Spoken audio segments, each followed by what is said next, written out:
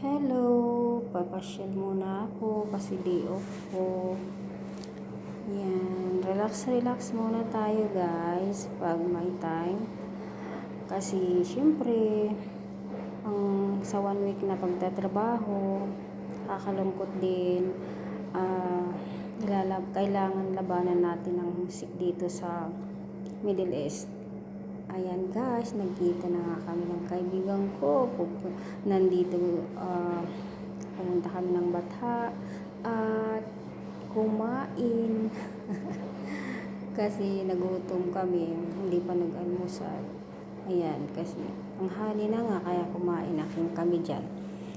Ayan guys, ang dalawang putahe ng ulam, 18 riyal. Ayan, mura lang, 'di ba? 18 lang. Pero kung convert natin, medyo mahal na din.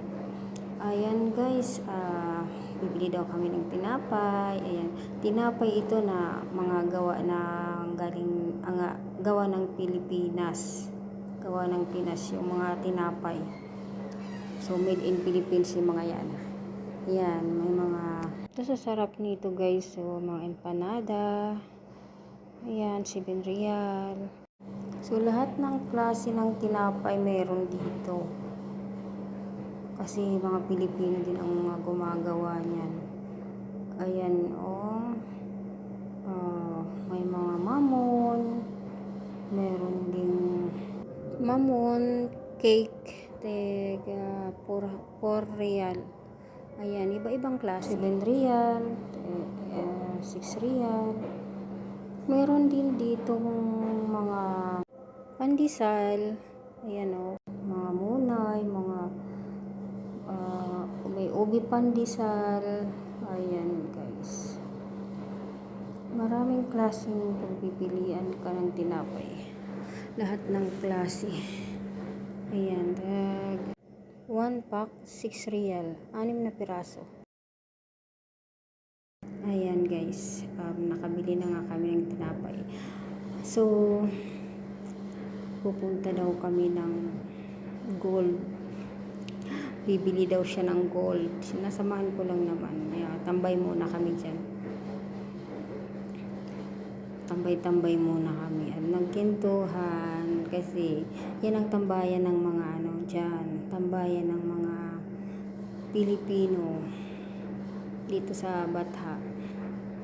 So, tambay muna kami. Habang nagkikwentuhan kasi after 1 week lang naman kami nagkikita, once a week lang. So ayan, kwentuhan muna kami, tawanan, nililibang ang sarili. Ayan guys, so napunta na nga kami doon sa mga gold. Tumitingin kami sa gold kasi nga dito daw ang mura sa Batha. Kaya ayan guys, tingnan mo, mura, diba? Mga singsing, 220 lang, diba? So, ayan, 220 ang ang 1 gram, diba? Nasa 2,000 plus, 220.